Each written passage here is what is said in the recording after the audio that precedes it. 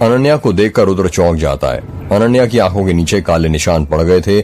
ऐसा लग रहा था जैसे वो बहुत रोई हो, उसकी आंखें सूजी हुई थीं। रुद्र डरते हुए अनन्या के पास जाता है। अनन्या अभी भी रोए जा रही थी। अनन्या तुम रो मत, अब मैं आ गया हूं ना, मैं तुम्हें यहाँ से ले जाऊंगा। रुद्र धीरे धीरे अनन्या के पास जा रहा था। वो जैसी अनन्या को हाथ लगाता है, अनन्या अचानक वहां से गायब हो जाती है। अनन्या का यूं अचानक गायब होते देख रुद्र घबरा जाता है और वो चिल्लाते हुए कहता है, अनन्या अनन्या। क्या हुआ रुद्र, तू चिल्ला क्यों रहा है? अर्जुन की आवाज आती है। अर्जुन की आवाज सुनकर रुद्र का सपना टूट जाता है और वो हड़बड़ाते हुए उठता है। रुद्र के चिल्लाने की आवाज सुनकर पीयूष और समीर की भी नींद खुल जाती है। क्या हुआ भाई, रात के 1 बजे क्यों चिल्ला रहा है? पीयूष ने अपना मोबाइल उठाते हुए कहा। यार मैंने एक बहुत भयानक सपना देखा, रुद्र ने कहा। कैसा सपना? तीनों ने एक साथ पूछा। यार मैंने सपने में देखा कि मैंने मेघ का दरवाजा खोल दिया है और मैं गांव के अंदर ही किसी कमरे के अंदर अनन्या बंद थी। क्या? तीनों ने एक साथ कहा। हाँ भाई, और मुझे लगता है अनन्या मेघ गांव के अंदर ही है। रुद्र ये बस तेरा सपना है और कुछ नहीं, पीयूष ने कहा। नहीं भाई, ये सिर्फ मेरा सपना नहीं है, इससे पहले भी मैंने कई सपने देखे हैं, जैसे उस भिखारी की मौत, गौरी को 6 नींबुओं के साथ जादू करते हुए देखना और इंस्पेक्टर अजय और माखनलाल का वहां पर पहुंचना, और हाँ, गौरी को गुड़िया बनाते हुए और वो गुड़िया माँ को देते हुए भी देखा था मैंने। ये कैसी बात कर रहा है रुद्र तू? क्या तूने ये सब सच में अपने सपने में देखा? समीर ने कहा। हाँ भाई, मैं सच बोल रहा हूँ, मेरी बातों पर यकीन करो। अच्छा, यदि तूने सच में ये सब सपने में देखा है तो तूने भिखारी की मौत भी देखी होगी, तो चल ये बता उसकी मौत कैसे हुई थी? पीयूष ने कहा। रुद्र भिखारी की मौत वाला सपना याद करते हुए कहता है, उसकी मौत, हाँ याद आया, उसकी मौत एक अदृश्य तरीके से हुई थी। हाँ, मुझे कुछ दिखाई नहीं दिया था। उसकी लाश अपने आप पानी के ऊपर हवा में लटक रही थी और फिर मुझे किसी के हाथ उसकी नाभि के ऊपर दिखा। वो एक औरत का हाथ था और उस हाथ ने अपनी बीच उंगली उस भिखारी की नाभि के अंदर घुसा दी थी और देखते ही देखते उसकी नाभि गायब हो गई। ऐसा कैसे हो सकता है यार? तू हमें डरा रहा है ना, क्योंकि समीर और मैंने तेरी बातों पर यकीन नहीं किया, तो तू अब हमें ऐसे डरा रहा है ना? पीयूष ने कहा। नहीं भाई, मैं तुम्हें डरा नहीं रहा हूँ, सच बता रहा हूँ। क्या हुआ था और आगे क्या होने वाला है, ये सब चीजें मुझे मेरे सपने में दिखती हैं। ये क्या बकवास कर रहा है तू यार? समीर ने कहा। अर्जुन कुछ नहीं बोल रहा था, वो बस सबकी बातें सुने जा रहा था। यार अब मैं तुम्हें कैसे यकीन दिलाऊं, प्लीज मेरी बात पर यकीन करो, रुद्र ने कहा। रुद्र, तुझे किसी को यकीन दिलाने की कोई जरूरत नहीं है, मुझे तेरी बातों पर पूरा यकीन है, अर्जुन ने कहा। अब तू भी यार अर्जुन, यहाँ तो रुद्र के साथ दोस्ती मत निभा, समीर ने कहा। नहीं यार, दोस्ती निभाने वाली बात नहीं है। आई थिंक रुद्र सच बोल रहा है। क्या तुमने कभी स्वप्न शास्त्र का नाम सुना है? क्या स्वप्न शास्त्र? तीनों ने हैरानी के साथ कहा। हाँ, स्वप्न शास्त्र। स्वप्न शास्त्र के अनुसार हर सपने का एक खास अर्थ होता है। हम सपने में क्या देखते हैं, क्या महसूस करते हैं, इन सब का हमारे जीवन के साथ कहीं ना कहीं खास संबंध होता है। जरूरत है तो केवल इन सपनों से मिलने वाले संकेतों को समझने की। स्वप्न शास्त्र के अनुसार सपनों को 2 कैटेगरी में बांटा गया है। पहला है शुभ स्वप्न और दूसरा है अशुभ स्वप्न। सूरज उगने से कुछ समय पहले, मतलब ब्रह्म मुहूर्त में देखे सपने का फल 10 दिनों में सामने आता है।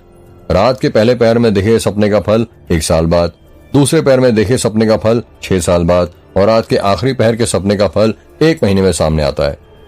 और दोपहर में देखे गए सपनों का, मैं तो दोपहर में सोता हूँ ना, पीयूष ने कहा, उनका कोई मतलब नहीं होता मोटे। क्या तुम्हें पता है, एक वैज्ञानिक रिसर्च के अनुसार एक व्यक्ति अपने जीवन में 6 साल सिर्फ अपने सपने में बिता सकता है। पर जैसा तूने हमें बताया, उस हिसाब से तो रुद्र के सपने 1 महीने, 6 साल या फिर 10 साल बाद सच होने चाहिए। वो इतनी जल्दी कैसे सच हो रहे हैं? समीर ने कहा। यही तो हैरान करने वाली बात है। और एक अजीब बात और है। कैसी अजीब बात? तीनों ने हैरानी के साथ कहा। रुद्र का केस थोड़ा अलग है। उसे सपने में वो चीजें दिख रही हैं जो होने वाली हैं, या तो वो जो हो चुकी हैं।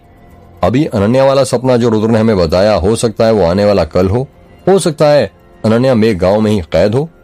यार वैसे देखा जाए तो अर्जुन की बातों में दम तो है, क्योंकि हमने आसपास के सारे गांव में देख लिया, अनन्या हमें कहीं नहीं मिली, और पुलिस ने भी देख लिया है, उन्हें भी अनन्या कहीं नहीं मिली।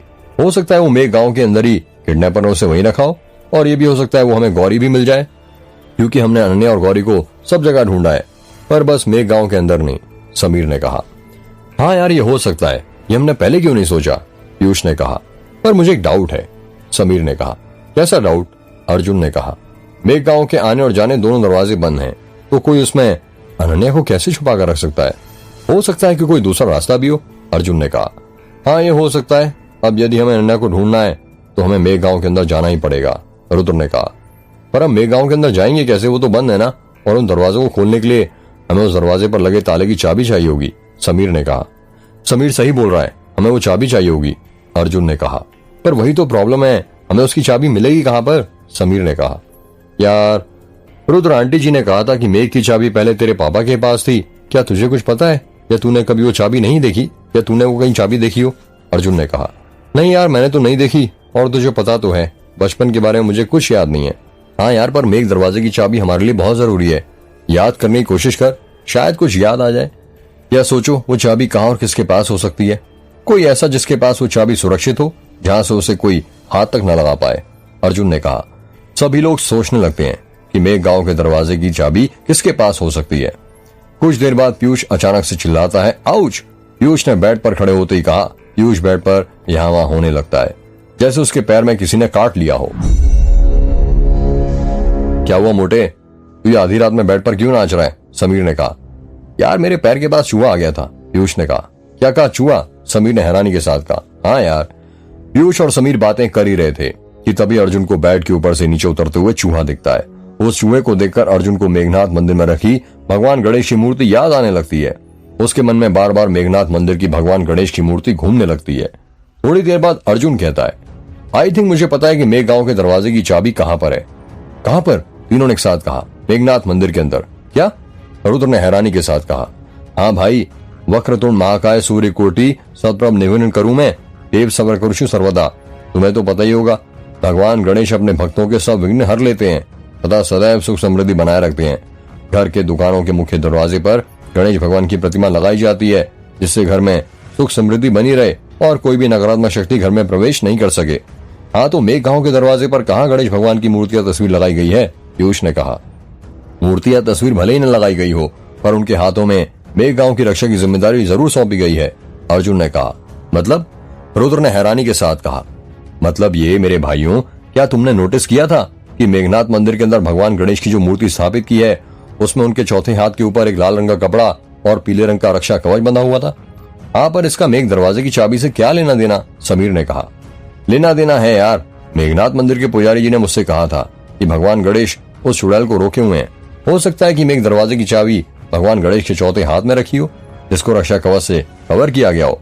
और हाँ, कुछ ऐसा हुआ होगा कि रुद्र के पापा ने मरने से पहले वो चाबी पंडित सुशलाचार्य जी को दे दियो, और पंडित सुशलाचार्य जी ने विघ्न हरता भगवान गणेश के हाथों में वो चाबी पकड़ा दियो, ये कहकर अब आपको कि मेघ गांव के चुड़ैल से सबकी रक्षा करनी होगी। हाँ यार, तेरी बात में पॉइंट तो है, ऐसा हो सकता है, समीर ने कहा। तो अब आगे क्या, पीयूष ने कहा। आगे क्या मतलब, मंजिल तुम्हें मैंने बता दी है, अब मैं तुम्हें वहां पर थोड़ी ना लेके जाऊंगा, रास्ता तो तुम्हें खुद बनाना पड़ेगा ना, अर्जुन ने कहा। अब हमें मेघनाथ मंदिर जाना पड़ेगा वो चाबी लेने, रुद्र ने कहा। रुद्र ठीक कह रहा है, अर्जुन ने कहा। पागल हो गया तुम दोनों, तुम भूल गए राम काका ने क्या बताया था कि आज से 18 साल पहले मेघ गांव में एक औरत को जिंदा जला दिया गया था, उसकी आत्मा भटकती है मेघ गांव के अंदर, पीयूष ने कहा। क्यों, डर लग रहा है क्या? अभी थोड़ी देर पहले तो तू और समीर इन सब चीजों में विश्वास नहीं कर रहे थे, फिर अब क्या हो गया, अर्जुन ने कहा। डर, और वो भी हमें, किस बात का? पर अर्जुन यार, बात यह ना कि मंदिर के अंदर चोरी तुम दोनों को पता है ना। क्या बोल रहे हो, समीर ने कहा।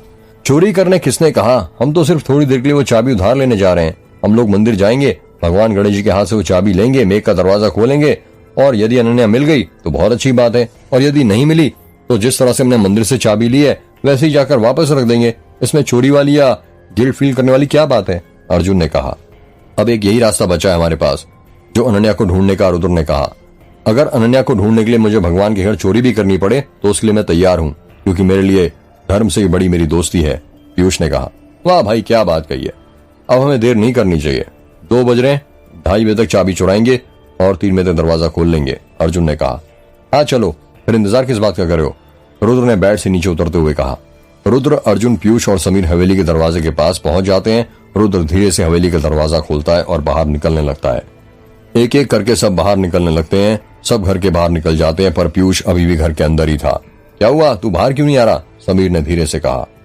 यार, यदि मैं भी बाहर आ जाऊंगा तो दरवाजा कौन लगाएगा, और फिर यदि दरवाजा खुला रख दिया तो कोई चोर आ गया तो, इसलिए काम करते हैं, मैं यहीं पर रहता हूँ, तुम लोग जाओ, और जब तुम वापस आ जाओगे तो मुझे रिंग कर देना, मैं फिर तुम्हारे लिए दरवाजा खोल दूंगा, पीयूष ने कहा। तुझे कब से घर की फिक्र होने लगी डरपोक, कहीं उस भूतनी के डर के कारण तो नहीं आ रहा तू? ये गांव है और गांव में ज्यादा चोरियां नहीं होती हैं, समझा? यहाँ पर लोग रात में भी दरवाजा खोलकर सोते हैं। चल अब बाहर आ जा, समीर ने कहा। नहीं भाई बात समझ, पीयूष ने कहा। तू बाहर आ रहा है या नहीं? यार ये तुम दोनों क्या कर रहे हो? तुम दोनों के कारण सारे घर वाले जाग जाएंगे। और पीयूष ये तूने क्या लगा रखा है? ये कोई मजाक करने का वक्त है? चल अब जल्दी बाहर आ, रुद्र ने कहा। हाँ आ रहा हूँ, पीयूष ने दरवाजे के बाहर निकलते हुए कहा। रुद्र और उसके दोस्त लोग जैसे ही बाहर निकलते हैं, रुद्र का कुत्ता टाइगर उन पर भौंकने लगता है। भौं भौं भौं भौं। यार ये अब तेरा टाइगर क्यों भौंक रहा है? ऐसे तो सब घर वाले जाग जाएंगे, अर्जुन ने कहा।